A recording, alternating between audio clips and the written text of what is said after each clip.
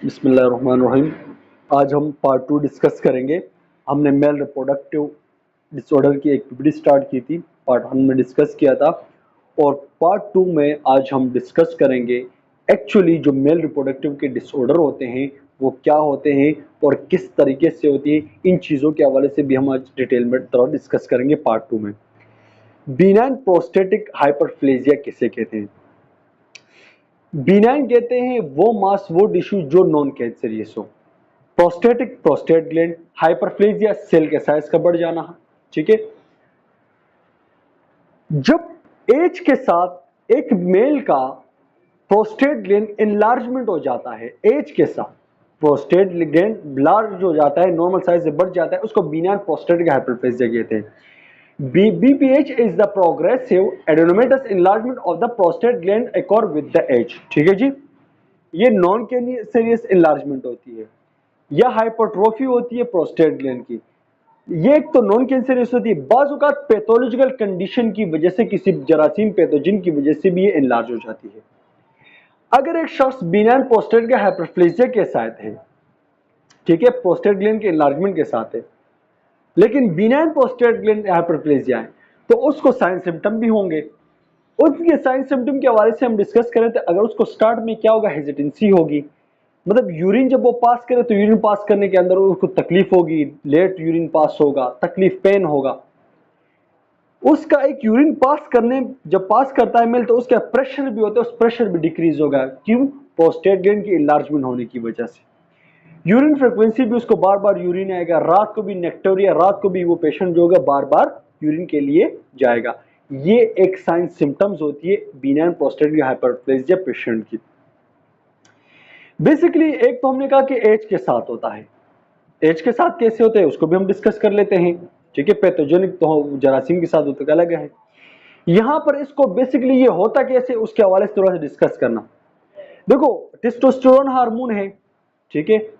Normally हमारी body के अंदर टेस्टोस्टेरोन भी रिलीज होते हैं और एस्ट्रोजन भी रिलीज होते हैं। ये टेस्टोस्टेरोन और एस्ट्रोजन ये क्या करते हैं, नॉर्मली जो होते हैं वो मेल के जो रिप्रोडक्टिव ऑर्गन में मुख्तलिफ किस्म के फंक्शन परफॉर्म करते हैं। लिहाजा यहां पर हम डिस्कस करते हैं कि भाई यहां पर लिखा गया dihydrotestosterone, a metabolic of a testosterone is a critical mediator of a prostatic growth. कहते हैं ये जो प्रोस्टेट ग्लैंड की जो ग्रोथ होती है, ये प्रोस्टेट ग्लैंड की जो एनवायरमेंट होती है, उसका सबसे जो बड़ा वजह है वो डाईहाइड्रोटेस्टोस्टेरोन है। भाई कैसे है, जहन में रखना। नॉर्मली जहन में ये रखना कि भाई ये टेस्टोस्टेरोन जो है ये नॉर्मली प्रोड्यूस होते हैं, ठीक है, और नॉर्मली जो हमारी जो डिजायर है, जो फंक्शन है, उन चीजों में हेल्प करते हैं। लेकिन इतना जहन में एक एंजाइम होता है और वो एंजाइम हमारे प्रोस्टेट ग्लैंड के अंदर होता है। उस एंजाइम का नाम है 5 अल्फा रिडक्टेज एंजाइम। ये 5 अल्फा रिडक्टेज एंजाइम करता क्या है, इस टेस्टोस्टेरोन हार्मोन को, ये टेस्टोस्टेरोन हार्मोन को डाईहाइड्रोटेस्टोस्टेरोन में कन्वर्ट कर देता है एज के साथ। जब इंसान का एज बढ़ जाता है तो ये क्या करता है, ये एंजाइम इस टेस्टोस्टेरोन को, इसको डाईहाइड्रोटेस्टोस्टेरोन के अंदर कन्वर्ट कर देता है। जब ये हार्मोन इनके अंदर कन्वर्ट हो जाता है तो ये एक सबसे बड़ा काज बन जाता है प्रोस्टेट ग्लैंड के इनलार्जमेंट का। ये जहन में रखना, ये एंजाइम का पॉइंट भी जहन में रखना, उस पॉइंट ऑफ व्यू से पूछा जा सकता है। जब ज्यादा से ज्यादा ये टेस्टोस्टेरोन ये स्टोर होंगे, डाईहाइड्रोटेस्टोस्टेरोन स्टोर होंगे, ज्यादा से ज्यादा ये स्टोर होंगे, और उसके साथ एस्ट्रोजन का लेवल, इन दोनों का लेवल जितने ज्यादा बढ़ जाएगा तो ये दोनों सबसे बड़े काज बन जाते हैं प्रोस्टेट ग्लैंड के इनलार्जमेंट की। ठीक है जी। High estrogen level also cause the benign prostatic hyperplasia. तो ये दो पॉइंट जहन में रखना। प्रोस्टेटिक, बिनाइन प्रोस्टेटिक हाइपरप्लेजिया क्यों होती है? डाईहाइड्रोटेस्टोस्टेरोन की वजह से। डाईहाइड्रोटेस्टोस्टेरोन कैसे बनता है, किस एंजाइम के जरिए बनता है, वो सारा मैंने आप लोगों को क्लियर कर दिया। अगर एक शख्स है जो बिनाइन प्रोस्टेटिक हाइपरप्लेजिया के साथ है, ठीक है, एक मरीज आता है, उसको मैं डायग्नोस कैसे करूंगा? तो उसके डायग्नोस के तरीके भी हैं। प्रोस्टेटिक स्पेसिफिक एंटीजन, ये एक एंटीजन देखा जाता है। अगर एक शख्स प्रोस्टेटिक हाइपरप्लेजिया के साथ है तो उसका ये एंटीजन लेवल हाई आता है। ये भी हमें एक इंडिकेशन मिलता है कि भाई ये पेशेंट प्रोस्टेटिक हाइपरप्लेजिया के साथ है। हम उसका यूरिन एनालिसिस करते हैं, यूरिन के अंदर देखते हैं, अगर यूरिन के अंदर हेमाटोयूरिया हो, ब्लड आ रहा हो, ये यूटीआई कोई बैक्टीरिया पैथोजन वगैरह हमें मिला, तो ये भी हमें एक इंडिकेशन मिलती है कि भाई ये शख्स जो है वो बिनाइन प्रोस्टेटिक हाइपरप्लेजिया के साथ है। या एक डॉक्टर जो है वो रिक्टल थंब के जरिए रिक्टल एग्जामिनेशन करता है। ये मोस्ट रिलायबल है। ज्यादातर प्रोस्टेट हाइपरप्लेजिया को डायग्नोस करने के लिए रिक्टल एग्जामिनेशन किया जाता है। रिक्टल के थ्रू जो फिंगर है या जो थंब है, इसके जरिए प्रोस्टेट ग्लैंड की शेप और उसकी साइज इनको देखा जाता, असिस्ट किया जाता है अल्ट्रासाउंड के जरिए और सिस्टोस्कोपी के जरिए। Visual of the bladder, visualization of the bladder, एक ट्यूब जो होता है वो यूरेथ्रा के जरिए पास किया जाता है ताकि वो उस ट्यूब के उसके अंदर कैमरा होता है ताकि उसकी इनलार्जमेंट, प्रोस्टेट ग्लैंड की हाइपरप्लेजिया की इनलार्जमेंट, उसकी कंडीशन, शेप देखा जा सके। तो ये मुख्तलिफ तरीका है इसको डायग्नोस करने के लिए। एक होता है इंट्रावेनस पोलिग्राफी। इसमें क्या होता है, एक डाई जो है इस जो यूरेथ्रा है इसके वेन के जरिए इंजेक्ट की जाती है और ताकि फिर उसके एक्सरे किया जाता है ताकि वो एक इस डाई के अंदर कुछ कलर्स होते हैं वो जब चले जाते हैं अंदर, इसके अंदर फैल जाते हैं, फिर एक्सरे किया जाता है तो उस एक्सरे के जरिए प्रॉपर्ली तमाम अंदर स्ट्रक्चर को देखा जाता है। Bladder urea and nitrogen, urine D R and increase. देखो अगर हम यूरिन भी करते हैं, यूरिन डीआर टेस्ट करते हैं ना, तो उस यूरिन डीआर के अंदर देखते हैं ब्लड, देखते हैं उसके अंदर यूरिया का लेवल देखते हैं, नाइट्रोजन का लेवल देखते हैं। अगर ये चीजें इंक्रीज आती है तो हमें ये एक इंडिकेशन मिलता है कि भाई ये शख्स जो है प्रोस्टेटिक हाइपरप्लेजिया के साथ है। सीरम क्रिएटिनिन, ये इंक्रीज, अगर सीरम क्रिएटिनिन इंक्रीज आता है तो हमें ये इंडिकेशन मिलती है कि इसके किडनी के अंदर भी प्रॉब्लम मौजूद है। ठीक है जी। तो ये मुख्तलिफ तरीके हैं बिनाइन प्रोस्टेटिक हाइपरप्लेजिया को डायग्नोस करने के लिए। अगर एक शख्स बीपीएच के साथ है, बिनाइन प्रोस्टेटिक हाइपरप्लेजिया के साथ है, तो उसका सर्जिकल मैनेजमेंट भी है, लेजर इन्विजन। अभी यहां पर कुछ लेस इन्वेसिव ये कुछ तरीके बताए कि भाई ये कुछ सर्जिकल मैनेजमेंट है, इनके जरिए इस चीज को कवर किया जा सकता है। Transurethral microwave heat therapy. Transurethral probe is the insert and application of a heat to the prostate tissue and become a necrotic and slug. Transurethral needle ablations, radio frequency energy used. फिर क्या है, transurethral ultrasound guided laser induce and prostatectomy. ये तीन तरीके हैं surgical. पहला क्या है, ट्रांस माइक्रोवेव हीट थेरेपी।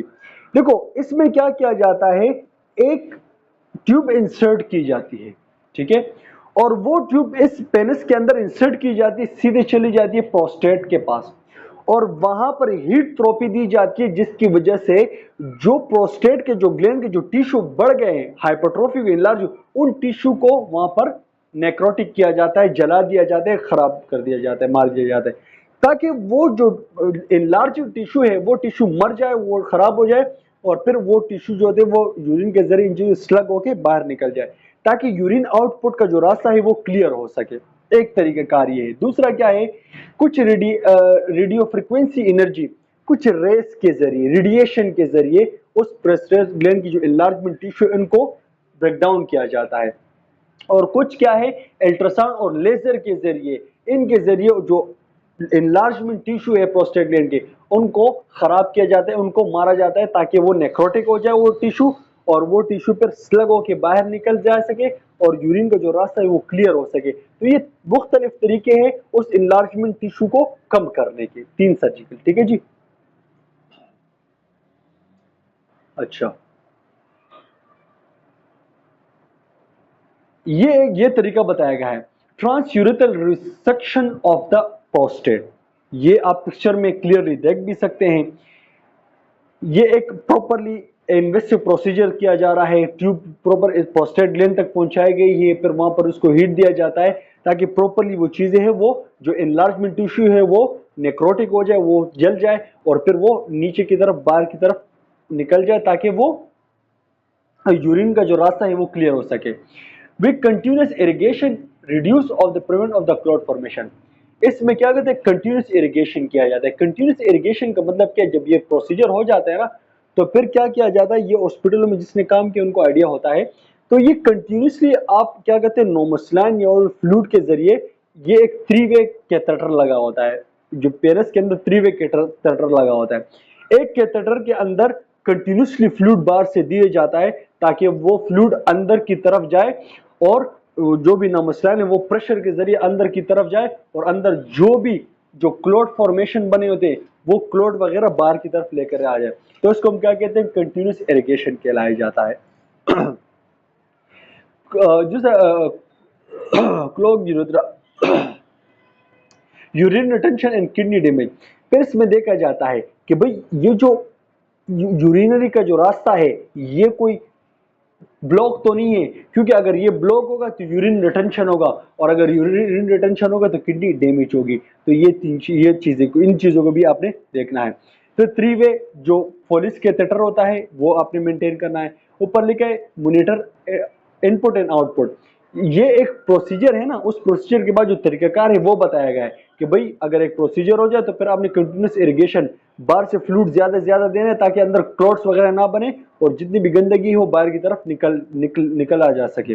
दूसरी बात, दूसरा फिर उसके रिटेंशन को देखने के, भाई जो फ्लूइड अंदर जा रहा है वो बाहर निकल भी रहा है या नहीं निकल रहा है। अगर नहीं निकलना है तो यूरिन रिटेंशन काज होगा, फिर ऊपर किडनी को डैमेज करेगा। ठीक है, फिर इन चीजों को मॉनिटर करना है, कितना इनपुट जा रहा है कितना आउटपुट आ रहा है। ठीक है, 3 वे पॉलिश के तरह मॉनिटर एंड ओवरलोड वाटर। अगर देखो इन चीजों को मॉनिटर करना है क्योंकि अगर वाटर ज्यादा अंदर चले जाए, वाटर रिटेंशन हो जाए तो वाटर इंटॉक्सिकेशन हो सकती है, ज्यादा वाटर चला जाएगा, इडीमा हो सकता है पेशेंट को, मेंटल स्टेटस चेंज हो सकती है, एजिटेशन हो सकती है, बहुत सारी चीजें हो सकती है। तो ये एक तरीकाकार बताया कि भाई आपने transurethral resection of the prostate, जब ये प्रोसीजर हो जाए तो प्रोसीजर के बाद कौन सा तरीकाकार आपने अप्लाई करना है। अच्छा जी, बिनाइन प्रोस्टेटिक हाइपरप्लेजिया, मैनेजमेंट की बात हो रही है कि भाई आपने उसको मैनेजमेंट कैसे करना है। यहां पर क्या है, स्टेन या बलून। देखो स्टेन या बलून, तो या तो मेटल का एक स्टेन होता है या एक बलून होता है।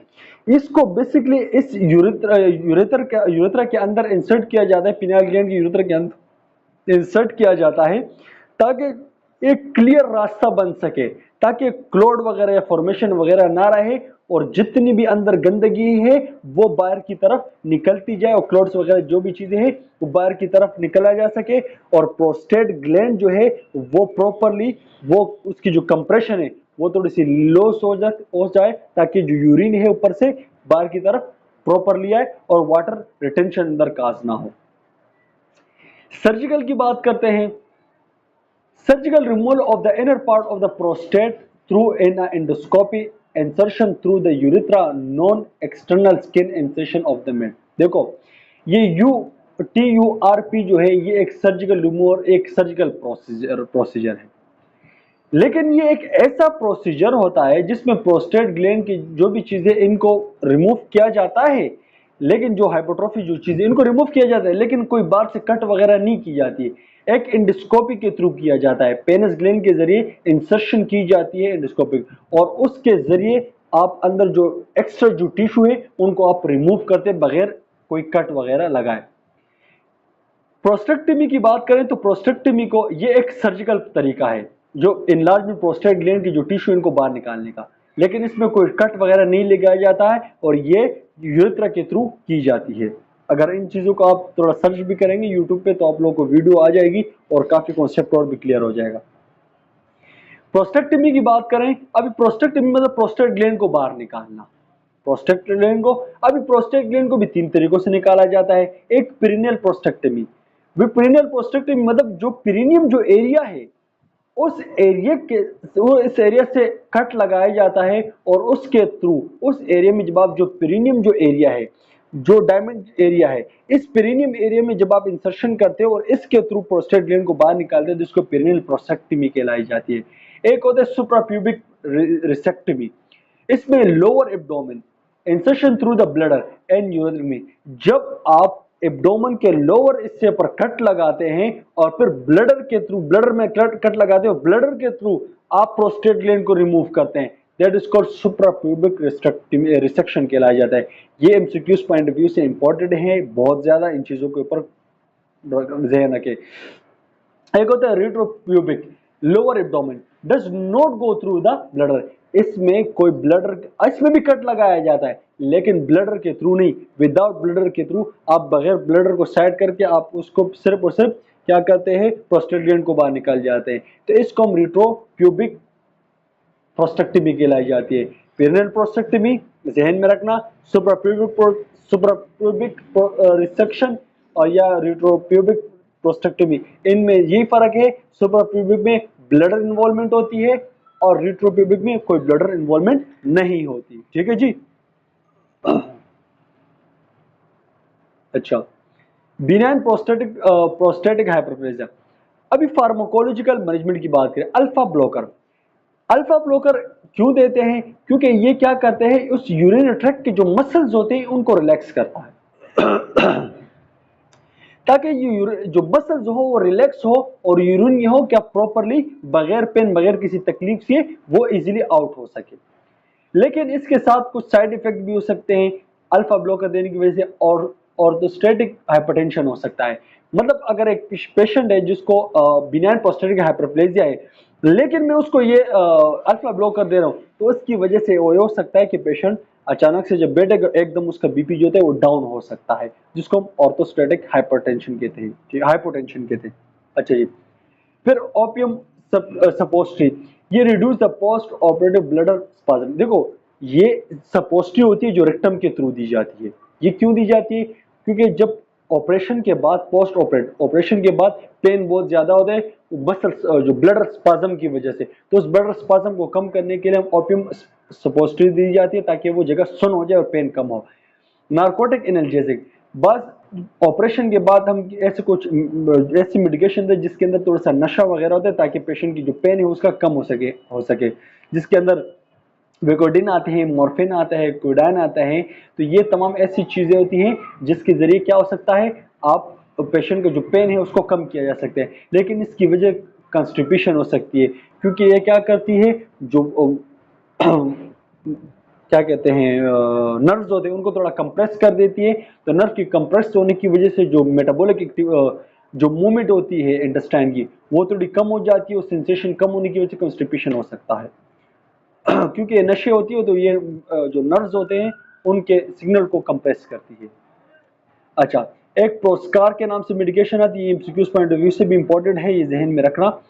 Androgenic hormonic inhibitor prevent the conversion of the testosterone to DHT and decrease the size of the prostate. मैंने पहले आपको बताया कि भाई प्रोस्टेट ग्लैंड का जो साइज बढ़ता है वो DTH डाइहाइड्रो टेस्टोस्टेरोन की वजह से बनता है।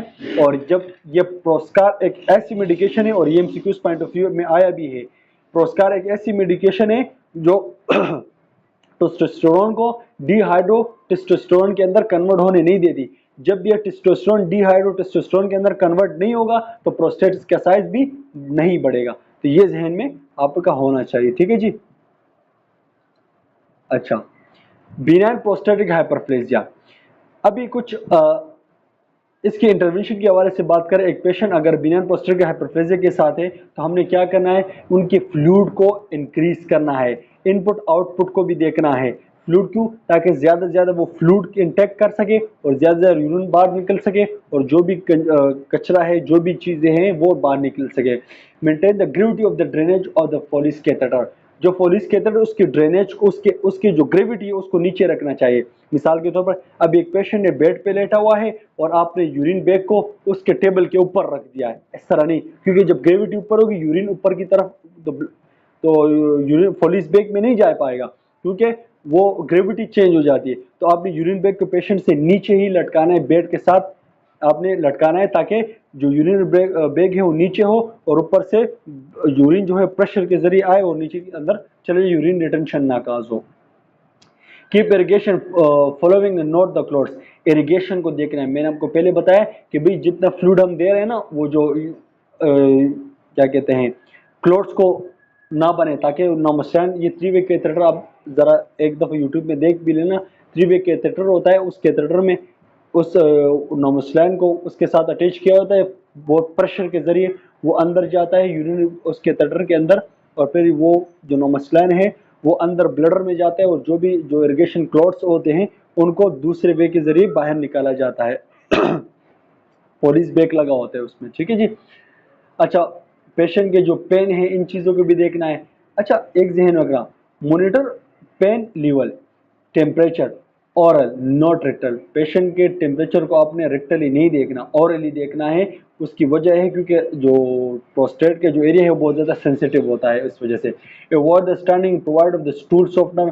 पेशेंट को स्टूल सॉफ्टनर देना है, क्योंकि हमने पहले बताया कि जब मेडिकेशन देते हैं तो उसके अगर हम पेन को कम करने वाली मेडिकेशन देते हैं ओपियोइड्स, उसके अंदर क्या होते हैं, वो नर्व्स को कंप्रेस करते हैं। जब नर्व्स को कंप्रेस होंगे तो वहां पर मूवमेंट स्टॉप हो जाती है, तो उसके लिए कंस्टिपेशन होती है। तो इसलिए पेशेंट को हमने क्या करना है, स्टूल सॉफ्टनर भी देना है, जैसे कि लेक्सेटिव वगैरह होते हैं, ताकि स्टूल इजीली आउट हो सके। पेशेंट को डीप ब्रीथिंग के हवाले से आपने उसको टीच करना है, रिलैक्सेशन टेक्निक्स के हवाले से, ठीक है। Observe the blood distension and spasm as the antispasmodic pain increase the blood flow।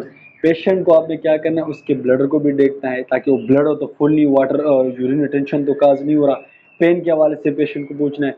और पेन क्यों इस वजह से पूछना है, क्योंकि जब पेन की वजह से क्या होते हैं, क्लोट्स की फॉर्मेशन में और इजाफा होता है, ठीक है। तो इसकी क्योंकि ये एक हमें इंडिकेशन मिलता है, क्योंकि पेन कब होगा, जब क्लोट्स होंगे, रुकावट आएगी तो वहाँ पर उसमें क्या वाटर रिटेंशन भी, यूरिन रिटेंशन भी काज हो सकती है। तो पेशेंट के हवाले से पेन के हवाले से भी अपने पेशेंट से पूछना है। अच्छा जी, यहाँ पर हमारा था जो प्रोस्टेट ग्लैंड का था, वहाँ पर हमारे पास बिनाइन प्रोस्टेटिक हाइपरप्लेजिया खत्म हो गया। यहाँ पर हम दूसरे को डिस्कस करते हैं, मेलिग्नेंट न्यूप्लाज्मिक प्रोस्टेट कैंसर। वहाँ पर हमारा एक पॉइंट टॉपिक खत्म। ये भी दूसरा डिसऑर्डर के बारे में हम डिस्कस करते हैं।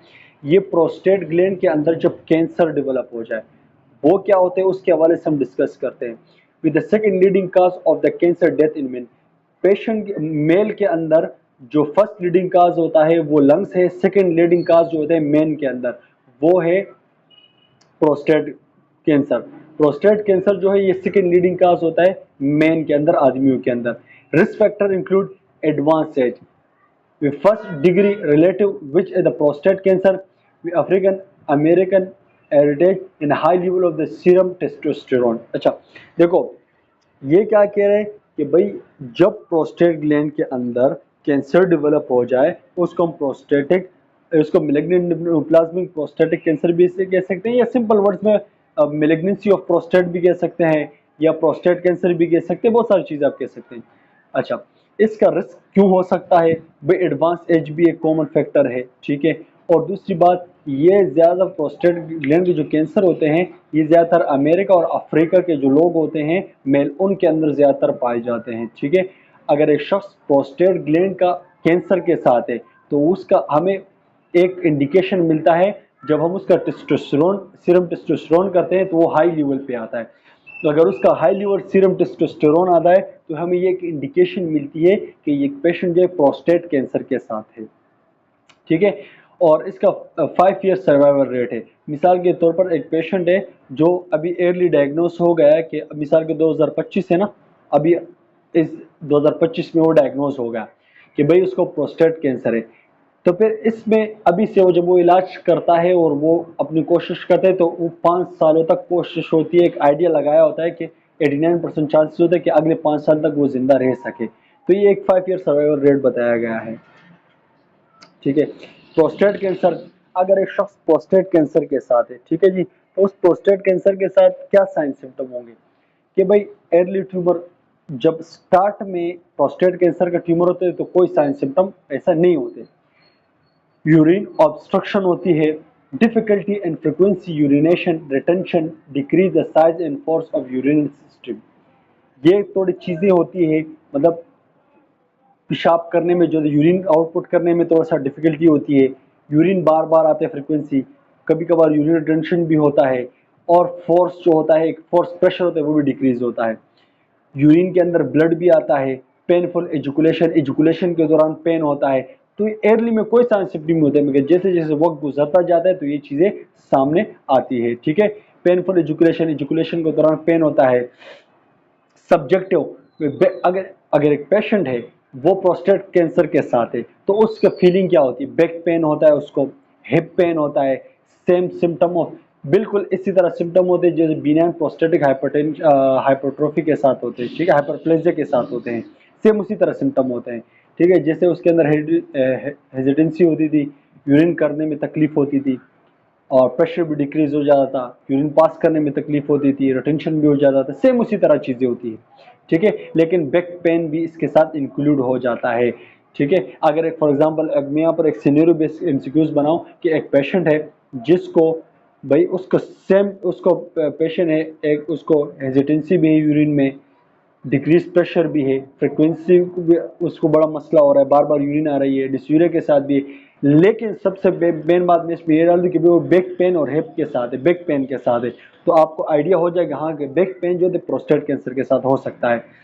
जब एक डॉक्टर है वो ऑब्जेक्टिव क्या चीज़ उस पेशेंट के अंदर देख सकता है, लंप, इंग्वाइनल लम्प्स देख सकता है। ठीक है, वो असेस कर सकता है कि उसके टेस्टिस के साथ पे कोई लम्प्स वगैरह तो नहीं डेवलप हुआ है, इनलार्ज लिम्फ नोड की इनलार्जमेंट तो नहीं है, back blockage of urethra and rectal dysfunction. और पेशेंट की जो यूरिथ्रल ब्लॉकेज है उसको पेशेंट से पूछा जाएगा कि भाई यूरिन आ रहा है नहीं आ रहा, किस तरह ब्लॉकेज हो रही है, रेक्टल डिस्फंक्शन, इन तमाम चीज़ों को ये ऑब्जेक्टिव है। सब्जेक्टिव वो चीज़ें जो पेशेंट हमें खुद बताता है, और ऑब्जेक्टिव वो चीज़ें जो डॉक्टर खुद पेशेंट के अंदर देखता है। ठीक है जी। अच्छा, अभी एक पेशेंट है प्रोस्टेटिक कैंसर के साथ है, उसको डायग्नोस कैसे किया जाए। ठीक है, डिजिटल रेक्टल एग्जामिनेशन, ये एक हमने पहले बताया कि भाई डिजिटल रेक्टल एग्जामिनेशन हम क्या कह सकते हैं, जो थंब है, डॉक्टर जो है थंब के जरिए वो रेक्टल के थ्रू पेशेंट के प्रोस्टेट ग्लैंड की इनलार्जमेंट, उसके साइज, उसके शेप को असेस करता है। Trans transrectal ultrasound with a biopsy, patient का अल्ट्रासाउंड भी किया जाता है, और उसके जो जो भी प्रोस्टेट टिश्यू है उससे कुछ थोड़ा सा टिश्यू लिया जाता है, बायोप्सी की जाती है ताकि उसके कैंसर सेल उसके अंदर वाकई है या नहीं। ठीक है, और प्रोस्टेट स्पेसिफिक एंटीजन लेवल भी एवेल्युएट हो सके, अगर पेशेंट सीए के साथ है तो उसके ये लेवल भी, प्रोस्टेटिक स्पेसिफिक एंटीजन जो है उसका लेवल भी बढ़ा हुआ आएगा। ठीक है, और प्रोस्टेटिक सीमर एबनॉर्मल सेल होंगे, डिस्प्लेजिया होगा, एसिड प्रोस्टेट। अच्छा, यहाँ पर एक पॉइंट लिखा हुआ है कि acidic phosphate prostate 100 higher than normal, prostatic acidic phosphate. देखो, अगर ये एक एसिड फॉस्फेट लेवल होता है जो प्रोस्टेट ग्लैंड के अंदर होते हैं, अगर इसका लेवल 100 से मतलब नॉर्मल से ज़्यादा आता है, 100 से हायर देन आता है, तो ये हमें एक इंडिकेशन देता है कि भाई एसिड फॉस्फेट का जो लेवल है वो 100 से ज़्यादा है, तो ये हमें एक इंडिकेशन मिलती है प्रोस्टेटिक सीए की। ठीक है जी। Serum alkaline phosphate increase if the bone, अगर फॉर एग्जांपल ये प्रोस्टेटिक जो सी है ये बून तक फैला हुआ है, ये वहां से मीटास्टेसिस हुआ टेस्टिस से, और जो प्रोस्टेट ग्लैंड से उसके जो कैंसर के सेल्स है वो बून तक चले गए, वो जो पेक्टोरल गार्डियल है, ये जो बून से इनको भी इफेक्ट कर दिया है। तो इसमें जब हम देखते हैं सीरम अल्कलाइन फॉस्फेट का लेवल बढ़ा, अगर इसका लेवल बढ़ा हुआ आता है तो हमें यह इंडिकेशन मिलती है कि पेशेंट जो 4 स्टेज के साथ है, मेटास्टेसिस के साथ है, इसका जो कैंसर है प्रोस्टेट ग्लैंड से ये प्रोग्रेस होकर ये आगे बून तक भी ट्रांसफर हो गया है। तो फिर इसके लिए हम बून स्कैन देखते हैं ताकि वाकई बून की इन्वॉल्वमेंट हुई है या नहीं हुई, एमआरआई सीटी स्कैन, इन मुख्तलिफ तरीकों से हम प्रोस्टेटिक सीए को डायग्नोस करते हैं। अच्छा जी, ट्रीटमेंट क्या है, रेडिएशन है, केमोथेरेपी है, सर्जिकल थेरेपी है, ये तरीकाकार है प्रोस्टेट सीए को ट्रीट करने के लिए। ठीक है, अच्छा, radical perineal prostatectomy, removal of the prostate surrounding tissue and lymph node and inguinal area. जब आप प्रोस्टेट ग्लैंड, एक पेशेंट है ठीक है जो प्रोस्टेट ग्लैंड कैंसर के साथ है, मैं उसका प्रोस्टेट ग्लैंड भी पूरा रिमूव करता हूँ, प्रोस्टेट ग्लैंड के साथ उसके कुछ सराउंडिंग टिश्यू उनको भी रिमूव करता हूँ, कुछ लिम्फ नोड है उसके सराउंडिंग उनको भी रिमूव करता हूँ, कुछ इंग्वाइनल एरिया भी उसके साथ रिमूव कर देता हूँ, ताकि वो तमाम चीज़ों को रिमूव करता हूँ। तो इस प्रोसीजर को, इस सर्जिकल प्रोसीजर को रेडिकल पेरिनियल प्रोस्टेक्टमी कहलाई जाती है। एमसीक्यूज पॉइंट ऑफ व्यू से बहुत ज़्यादा इंपॉर्टेंट है, ठीक है जी। अच्छा, यूरिथ्रा इज अच्छा, फिर क्या होता है, urethra is the anastomose to the bladder. Anastomose कहते हैं, दोबारा से ज्वाइन करते हैं को। फिर यूरिथ्रा को क्या, इन तमाम चीज़ों को हटा दिया जाता है, यूरिथ्रा को दोबारा ब्लडर के साथ डायरेक्टली अटैच कर दिया जाता है, ताकि ब्लडर से यूरिथ्रा यूरिन जो है वो डायरेक्ट यूरिथ्रा के अंदर वो चला जाए, ठीक है। यूरेक्टमी की बात यूरेक्टमी भी की जाती है। अच्छा, bilateral orchiectomy, removal of the testis, ये तो एमसीक्यूज पॉइंट ऑफ व्यू से भी इंपॉर्टेंट है कि भाई जब आप सर्जिकल प्रोसीजर के जरिए क्या करते हो, टेस्टिस को रिमूव करते हो, चाहे वन हो चाहे बोथ हो, इसको सॉरी वन नहीं, bilateral, both side of testis को जब आप रिमूव करते हैं तो इसको हम क्या कहते हैं, बायलेटरल ऑर्चेक्टमी कहलाई जाती है, ठीक है जी।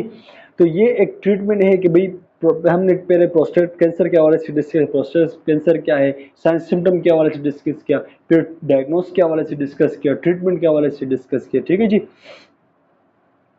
अब इसकी मैनेजमेंट की बात करते हैं कि भाई इसकी मैनेजमेंट क्या है।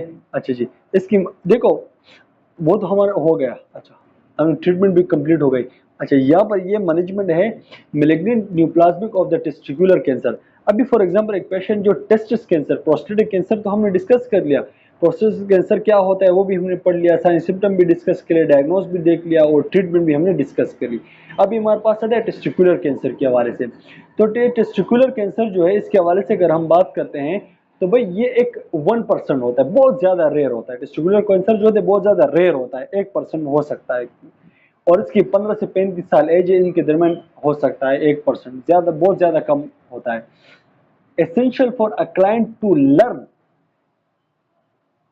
Testicular self examination monthly. देखो यहाँ पर कुछ बातें की कि भाई हर पेशेंट को चाहिए कि वो अपने टेस्टिस की एग्जामिनेशन जो है सेल्फ करे, खुद से करे, मंथली करे, ठीक है। ड्यूरिंग शावर के टाइम ये बहुत ज़्यादा एक अच्छा तरीका है कि भाई आप इसको टेस्टिस एग्जामिनेशन कर लो। टेस्ट एग्जामिनेशन में क्या करना है, देखने कि भाई लम्स वगैरह तो नहीं है, कोई हार्ड या कोई ऐसी कोई चीज़ तो नहीं है जो आपको एबनॉर्मली फील हो रहा हो। तो इन चीज़ों को ये तमाम के लिए है कि भाई वो सेल्फ एग्जामिनेशन क्या करे, ठीक है जी। और ये जो टेस्टिकुलर कैंसर है तो ये पॉइंट जहन में रखना कि भाई ये 1% चांसेस होते हैं इसके, ज़्यादा इतना कॉमन नहीं है, और ये ज़्यादातर 15 से 35 साल की एज में होता है, और हर शख्स को अपनी मंथली टेस्टिकुलर एग्जामिनेशन करनी चाहिए सेल्फ, ठीक है। अच्छा, 5 ईयर सर्वाइवल रेट है, अगर फॉर एग्जांपल किसी को डायग्नोज होता है तो 5 ईयर सर्वाइवल रेट होता है। इसका मैनेजमेंट की बात करें, सेम मैनेजमेंट है प्रोस्टेट कैंसर की तरह, भाई सेम उस ट्रीटमेंट है, चाहे केमोथेरेपी हो, रेडियोथेरेपी हो, सर्जिकल थेरेपी हो, सेम तरीका कार है इन चीज़ों का। इसमें दो चीज़ें होती है, एक शख्स है फॉर एग्जांपल वो टेस्टिकुलर कैंसर के साथ है, ठीक है, तो वो सब्जेक्टिव वो क्या फीलिंग कर सकता है, उसको ये फीलिंग होगी हैवनेस इन द स्क्रूटम, उसको अपने स्क्रूटम में हैविंग कोई हैवनेस फील होगी, एबनॉर्मली फील होगी, वेट लूज होगा, स्क्रूटल पेन होगा, और इमोशनल एंड एजुकेशनल नीड उसको जरूरत, एंजाइटी और डिप्रेशन भी हो सकता है। ये एक सब्जेक्टिव फीलिंग होती है। डॉक्टर जो है ऑब्जेक्टिव वो क्या देखता है, वो क्या कहते हैं, palpation of the abdomen and scrotum enlarge, वो स्क्रोटम और एब्डोमेन की एनलार्जमेंट को देखता है। गायनो गायनोकोमास्टिया, एनलार्जमेंट ऑफ ब्रेस्ट। अच्छा, ये हो सकता है, ये जहन में रखना, ये पॉइंट भी जहन में रखना। ये गायनोकोमास्टिया जो है ये अक्सर टेस्टिकुलर कैंसर के साथ होती है, और ये प्रोस्टेट कैंसर, प्रोस्टेट ग्लैंड जो कैंसर है उसके साथ भी बाज़ औक़ात होती है। और अच्छा, ये जो गायनोकोमास्टिया है ना, गायनोकोमास्टिया ये नॉर्मली है, ये तो आम भी होती है, जैसे इंसान मेल है वो एज के साथ बढ़ते हैं तो उनकी थोड़ी सी जो ब्रेस्ट साइज है वो थोड़े से इनलार्ज होते हैं, मगर ज़्यादा इनलार्ज भी नहीं, वो एक नॉर्मल है, ठीक है जी। लेकिन जब नॉर्मली बढ़ना शुरू हो जाते हैं तो ये एक मसला होता है, तो फिर आप इसको भी एग्जामिन कर सकते हैं। मास इन द टेस्टिस, ठीक है, drainage, swelling and haemorrhage and post operative, इन तमाम चीज़ें जो होता है वो ऑब्जेक्टिव डेटा में कंडक्ट किए जाते हैं। अच्छा, इनफर्टिलिटी की बात करते हैं। देखो इनफर्टिलिटी क्या होती है, देखो एक मेल की एक एबिलिटी होती है कि वो क्या कर सकता है, रिप्रोडक्शन करवा सकता है। वो एक हेल्थी स्पर्म सेल्स को प्रोडक्शन करता है और हेल्थी स्पर्म सेल फिर वजाना के अंदर एजुकुलेट होती है और फिर वो एक इतने एबिलिटी होती है उस स्पर्म के अंदर ताकि वो रिप्रोडक्शन करा सके। लेकिन इनफर्टिलिटी में क्या होता है कि भाई एक शख्स की वो इनएबिलिटी कि वो एक रिप्रोडक्शन नहीं करवा सकता, तो जब उसको हम इनफर्टिलिटी कहलाई जाती है। और इनफर्टिलिटी तो सिंपल अल्फाज में जब एक मेल के अंदर ये एबिलिटी नहीं होती है ताकि वो किसी भी फीमेल को प्रेग्नेंट कर सके, ताकि वो रिप्रोडक्शन कर सके, एक बेबी को डेवलप कर सके, जब मेल की इतनी एबिलिटी नहीं होती है, वो वजूहात पढ़ते हैं, तो उसको हम इनफर्टिलिटी कहलाई जाती है। इनफर्टिलिटी की काज क्या हो सकती है, मेल के अंदर विजो वेरिकोज सेल्स की वजह से भी हो सकता है, क्रिप्टोकर्डिज्म की वजह से भी हो सकती है। देखो जब ये वेरिकोज सेल्स की बात करें, जहन में रखना, ये जो वेसल्स होते हैं, ये जो बहुत ज्यादा स्वेल हो जाए, बहुत ज्यादा स्वेल हो जाए, तो इसके अंदर जो ब्लड वेसल्स के अंदर को अपने कुछ लिफलेट्स होते हैं ना, वो भी क्या होते हैं, या ये वेरिकोज सेल्स की बात करें। एक ये दूसरी बात ये है कि भाई ये जो वेसल्स है मिसाल के तौर पर, ये प्रॉपरली इनलार्जमेंट ना हो, प्रॉपरली डायलेट ना हो। एक पॉइंट जहन में बताता हूँ कि भाई ये प्रॉपरली डायलेट हो तो प्रॉपरली फ्लो ऑफ ब्लड नहीं जाए, जब प्रॉपरली फ्लो ऑफ ब्लड नहीं जाए प्रॉपरली वो एरेक्टाइल नहीं होगा, जब प्रॉपरली एरेक्टाइल नहीं होगा तो प्रॉपरली एजुकुलेशन नहीं होगी। ठीक है जी, जब प्रॉपरली एजुकुलेशन नहीं होगी, प्रॉपरली स्पर्म नहीं जाएंगे तो प्रॉपर तो इनफर्टिलिटी का जो मेल है वो इनफर्टिलिटी का शिकार हो सकता है। ठीक है जी। अनडिसेंडिंग टेस्टिस, एक शख्स से जो बचपन में है क्या उसको क्रिप्टो कैडिज्म के शिकार हो गया है और टेस्टिस जो है वो स्क्रूटम के अंदर प्रॉपरली नहीं है, इम्प्रॉपरली है, या तो जब प्रॉपर नहीं तो प्रॉपरली स्पर्म की प्रोडक्शन नहीं, जब स्पर्म की प्रॉपरली प्रोडक्शन नहीं होगी तो वो पेशेंट मेल जो है वो इनफर्टिलिटी का शिकार हो जाता है। इसी तरह अगर शख्स है जिसके स्पर्म जो है वो इम्पेयर है, प्रॉपरली एनर्जेटिक नहीं है, और या उसकी क्वांटिटी कम है या उसके नंबर के हिसाब से कम है, तो ये मुख्तलिफ वजूहात हो सकते हैं कि या हार्मोन इम्बेलेंसेस, तो मुख्तलिफ वजूहात हो सकते हैं इनफर्टिलिटी के। ठीक है जी। और ट्रीटमेंट इंडिकेशन के बाद एक इसमें काउंसलिंग दी जाती है, मेडिकेशन दी जाती है, और ये कुछ सर्जरी तरीका भी किया जा सकता है। ठीक है जी। काज ये वही बताया कि इनफर्टिलिटी के काज बताया कि भाई स्पर्म डिसऑर्डर, ठीक है भाई स्पर्म नंबर के हिसाब से नहीं है या उसकी मेच्योरिटी के हिसाब से प्रॉपरली स्पर्म मैच्योर नहीं है, तो ये भी इनफर्टिलिटी का शिकार हो सकता है। वेरिकोसिल्स की वजह से हो सकता है, प्रोस्टेट रिट्रोग्रेड एजुकुलेशन, जो ब्लडर के अंदर जो एजुकुलेशन हो रही थी और ब्लडर के अंदर जो स्पर्म एजुकुलेट हो रहे थे, तो उसकी क्योंकि जब स्पर्म ब्लडर के अंदर एजुकुलेट होंगे तो बाहर नहीं निकलेंगे तो प्रेगनेंसी ही नहीं होगी। अम्यूनोलॉजिकल इनफर्टिलिटी हो सकती, अम्यूनोलॉजिक इनफर्टिलिटी हो सकती है, ऑब्स्ट्रक्शन हो सकती है, हार्मोन मेडिकेशन, बहुत कुछ मेडिकेशन ऐसी होती है जो क्या करती है स्पर्म की जो प्रोडक्शन है उनकी जो मिच्योरेशन है उसको इम्पैक्ट करती है, तो ये भी इन चीज़ों का शिकार हो सकता है। ठीक है जी। अच्छा, इसी तरह एक होता है आर्टिफिशियल इंसेमिनेशन। अच्छा, एक आर्टिफिशियल इंसेमिनेशन की बात करें तो इसमें क्या किया जाता है, मेल की जो स्पर्म है उसको आर्टिफिशियली उठाया जाता है और फीमेल के जो यूरेथ्रा है, जो फीमेल का जो यूराइटर्स होता है ब्लडर, उनके अंदर एजुकुलेट किए जाते हैं आर्टिफिशियली, ताकि वो इम्प्लामेंटेशन हो सके और जो एवोल्यूशन हो सके। खासतौर पर एवोल्यूशन के टाइम पर जब फीमेल की जो जो एवोल्यूशन डेज होते हैं ना, उस एवोल्यूशन, ये एक आर्टिफिशियल तरीका होता है। जब आप किसी भी मेल के जो भी स्पर्म है, मैच्योर स्पर्म है, उसको आप उठाते हैं और फीमेल के जो भी ब्लडर है उसके अंदर जब आप इजुकुलेट करते हैं एवोल्यूशन टाइम पे, तो ये आर्टिफिशियल इंसिनरेशन किए जाते हैं ताकि डेवलपमेंट के लिए। ठीक है। और इसी तरह एक इंट्रा साइटोप्लाज्मिक स्पर्मिक इंजेक्शन, ये भी क्या है, ये single sperm being inject into the each egg of the, अच्छा इसमें क्या किया जाता है, एक सिंगल स्पर्म को उठाया जाता है और फीमेल के जो एग्स होते हैं एग्स के अंदर एजुकुलेट किया जाता है। तो ये मुख्तलिफ दो तरीके हैं कि भाई अगर इस तरह अगर पेशेंट जो होता है वो इनफर्टिलिटी का शिकार होता है या कोई मसला होता है तो उसके जो स्पर्म है उनको उठाया जाता है और फीमेल के जो जो ब्लडर है इसके अंदर या उसकी जो फिलिपिन ट्यूब है उसके अंदर एजुकुलेट किया जाता है ताकि या एग्स के अंदर एजुकुलेट किया जाए ताकि रिप्रोडक्शन हो सके। ठीक है जी। और ये हमारा जो टॉपिक था ये यहाँ पर क्लोज हो गया है। और हमारा इसमें बहुत सारी चीज़ काफ़ी डिटेल से मैंने इसको एक्सप्लेन किया है। तो और जितना मुझसे हो सके मैंने इसको एक्सप्लेन किया, ज़्यादा एक्सप्लेन करने मैंने नहीं किया, जितना मुझसे हो सकता था मैंने इसको एक्सप्लेन किया। और बाकी कुछ चीज़ें हैं जो प्रोसीजर वगैरह है इसके अंदर, वो आप जो आप अगर आप लोग का माइंड कॉन्सेप्ट क्लियर नहीं होता उस पर, तो आप उसको यूट्यूब में सर्च करें, ताकि वो प्रोसीजर जब आप विजुअली आप लोग देखेंगे तो आप लोगों को माइंड और भी क्लियर हो जाएगा। बेस्ट ऑफ लक, अल्लाह हाफिज़, थैंक यू।